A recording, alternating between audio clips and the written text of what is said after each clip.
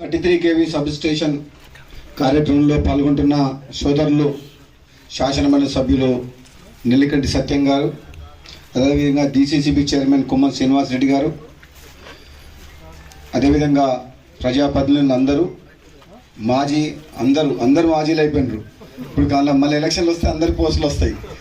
అదేవిధంగా అధికారులు RDO గారు, ఎలక్ట్రిసిటీ డిపార్ట్మెంట్ SC గారు, AD గారు, DE గారు, అందరికీ ఈ చుట్టుపక్కల ప్రాంతాల నుంచి వచ్చిన గ్రామస్తులందరికీ కూడా నా హృదయపూర్వక నమస్కారాలు.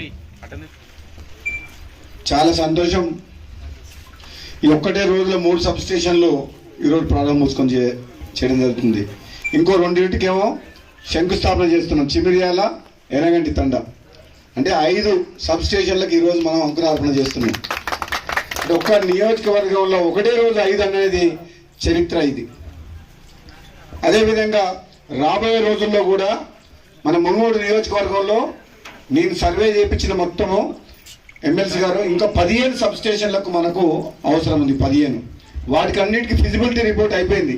బహుశా నారాయణపూర్కి ఎన్ని ఉన్నాయో, మరి నారాయణపూర్కు 2 ఉన్నాయా, 2 3 ఉన్నాయి. ఇక్కడ కూడా ఇంకా 3 వస్తే మీ కరెంటు ప్రాబ్లం సాల్వ్ అవుతుంది.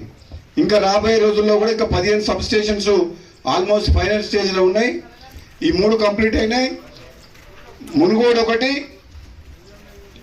ఇంకొకటి నాంపల్లి మండలం మమదాపురంలో 2 స్థలం లేక ఇంకా 2 వారం రోజుల కొబ్బరికాయ కొట్టేది ఉంది.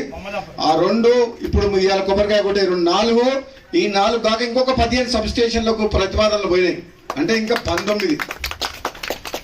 ఈ 3 కాక ఇవాళ చేసుకునే కాక ఇంకా 19 సబ్ స్టేషన్లు వస్తే ఈ మునుగోడు నియోజకవర్గంలో కరెంటు సమస్య ఉండదు, లో వోల్టేజ్ ప్రాబ్లం ఉండదు.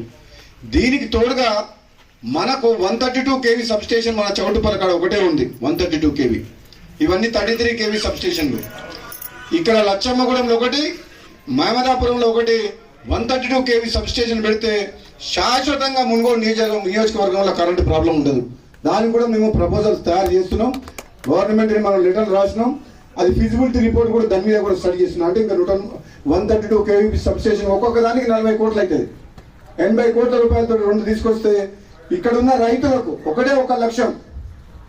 గతంలో హైదరాబాద్కు ఆమడ దూరంలో ఉన్న మునుగోడులో కరెంటు సమస్యలు ఉన్నాయి, నీళ్ళ సమస్యలు ఉన్నాయి, రోడ్ల సమస్యలు ఉన్నాయి, ప్రభుత్వ బడుల సమస్యలు ఉన్నాయి, ప్రభుత్వ హాస్పిటల్ సమస్యలు ఉన్నాయి. ఎక్కడ పోయినా సమస్యల మయంగా మునుగోడు నియోజకవర్గం ఉంది. అదే నల్లగొండ జిల్లాల మిగతా నియోజకవర్గంతో పోల్చుకుంటే మునుగోడు నియోజకవర్గం చాలా వెనుకబడి ఉంది. నేను ఇప్పుడు ఎమ్మెల్యే అయినంగా కాంగ్రెస్ గవర్నమెంట్ వచ్చిన తర్వాత అన్నిటి మీద దృష్టి పెట్టిన. కరెంటుకు అయితే నేను సొంతంగా